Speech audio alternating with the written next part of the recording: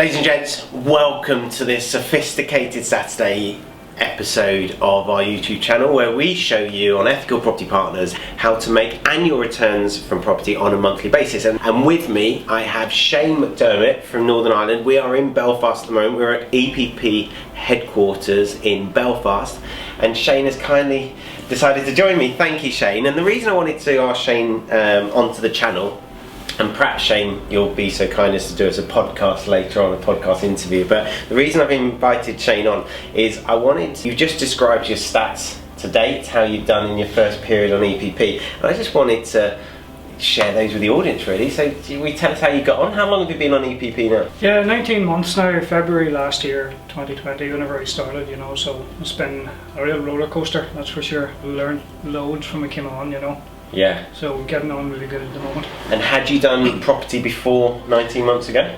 I dabbled in it. I had an interest in it. I could see the potential behind it, which I think was one of the catalysts for jumping on board with EPP. I knew that there was opportunities, was unsure as how to fully utilise them, and I thought EPP would be a good sort of avenue for that, Absolutely, absolutely. So fast forward 19 months. What have the highlights been? What kind of results have you had? Yes, it's worked out good. We've had a few completions. We've had about 5 completions. You've done 5 deals? 5 deals in 19 months. Excellent. Yeah. And there's one actually pending at the moment, so that's about to go through. So that'll be a 6th. That'll be bringing out the 6th. So it's been very, very good. Excellent. So that's 6 vendors in Northern Ireland that otherwise wouldn't have been able to solve their property problems. Yeah. Excellent. And this often boggles people's minds, and I have to admit I was quite impressed. How much money have you spent on marketing to find those 6 deals? I estimate about £7,000 over the period of time that we've spent so far. Which is unbelievable. So those of you that watch regularly, you'll know that most deals cost about £4,000 to find. Seaghan has used different parts of the EPP system to actually come up with a much lower acquisition cost. To spend £7,000 and do 6 deals is phenomenal. What kind of deals are they? What kind of, could you give us an example? Well, they're all typical residential deals. There was terrace houses, semi-detached.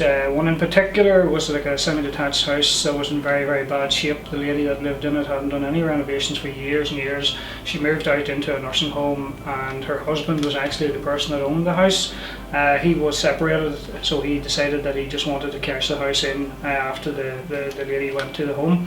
So can I just pause you for a minute? Yeah. Those of you that watch the channel regularly will notice that without me saying anything, Seaghan's gone straight into talking about the vendor, which is brilliant. I bang on about this all the time, Seaghan. We always in EPP talk about the vendor first, and then we look at the property, and then we work out how to solve the problem and do the deal. So that was the vendor situation. Yeah. Tell us a bit about the property. The house itself, as I said, hadn't been looked after at all. The lady was in her late 70s, so no decoration had taken place. There was no modernisation had been done on the house, so it was in pretty bad shape. So it was going to need a full renovation, right from windows, doors, fascia, new kitchen, bathroom, the works. Even plumbing and wiring's going to have to be done in the house too.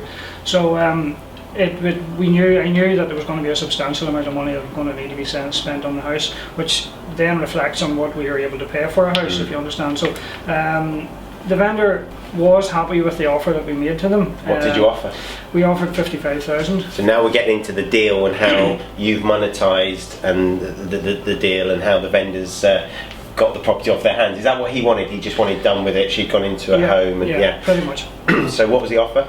We offered 55. 55 for it. How much of the work's going to come to? Well, we're estimating between £35,000 and £40,000 per renovation. So we got 40. So 55 to the vendor, and 40. So that takes it to 95. And what's the GDV going to be? What's it worth? GDV is going to be in the region of about 145. I've been quoted more, but sort of to keep things conservative, 145. So £50,000 equity. Yeah. Brilliant, brilliant deal. What a big below market value. And is that typical of the other 5 that you're doing? Wouldn't be fun. That would be a nice deal. The other ones are similar. They're all cashing out a lot of money. They're not to that extent, but they are doing close to that. You know. And is your strategy to then sell them on and build a cash pot, or is it to hang on to them and rent them out? A bit of both, actually. If something looks like it's going to be a very good cash flowing property, if it's rented out, I'll try and hold on to those.